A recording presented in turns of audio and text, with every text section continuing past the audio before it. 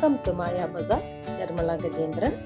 இன்றைக்கு தட்டடை செய்வது எப்படின்னு பார்க்குறோம். இதை எல்லடைன்னு சொல்லுவாங்க, சில ஊரில் லிப்பட்டும்பாங்க. பார்ப்போம். பச்சரிசியை கழுவி காய வச்சு அரைச்ச மாவு, 1 கப்பு அரிசி மாவு போட்டிருக்கேன். கடாயில் நல்லா சூடாகிற வரைக்கும் வறுப்போம். வறுத்த மாவை நல்லா சலிச்சு எடுத்துக்குவோம். இதில் சிறு கட்டிகள் இருந்தால் எடுத்துடணும். 1 கப்பு பச்சரிசி மாவுக்கு 1/2 கப்பு பொட்டுக்கடலை மாவு போட்டிருக்கேன். இதையும் நல்லா சலிச்சிடணும். 1 டீஸ்பூன் மிளகை 1-2 தட்டியிருக்கேன், அதையும் போட்டுடலாம். எள்ளு 1/4 டீஸ்பூன். பச்சை நடக்கல்லையா தோல் எடுத்துட்டு 1-2 தட்டியிருக்கேன், அது கொஞ்சம் போட்டுக்கலாம். கடலைப்பருப்பு 1 மணி நேரம் ஊறியிருக்கு. தண்ணி எடுத்துட்டு 2 டேபிள் ஸ்பூன். ஊறின உளுந்தம்பருப்பு 2 டேபிள் ஸ்பூன்.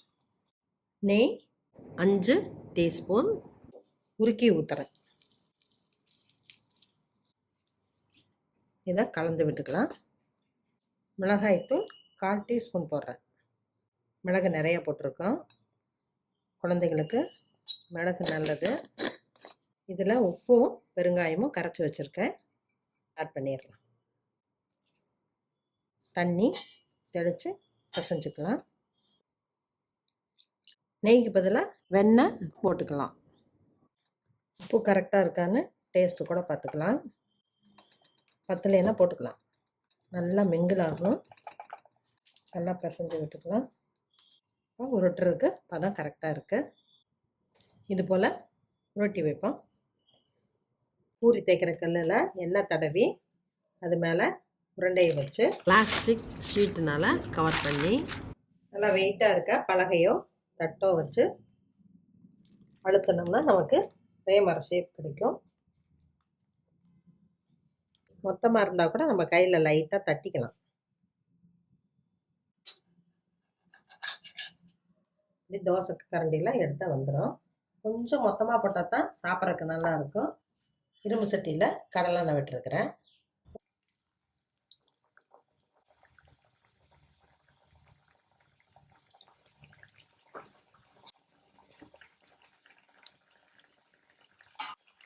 மீடியம் ஃப்ளேமில் வேகட்டும். 2 பக்கம் நல்லா பொன் கலராக ஆயிடுச்சு. முறுக்காட்ட சீக்கிரம் வேகாது.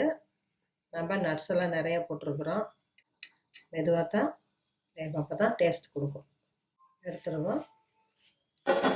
இதே போல் எல்லாத்தையும் போட்டு எடுப்போம். தட்டடை ரெடி ஆயிடுச்சு. இது ரொம்ப கிறிஸ்பாக இருக்குது. எல்லோருக்கும் இந்த ஸ்நாக் ரொம்ப பிடிக்கும். செஞ்சு பாருங்கள், சாப்பிட்டு பாருங்கள். பிடிச்சிருந்தா சப்ஸ்கிரைப் பண்ணுங்கள், ஷேர் பண்ணுங்கள்.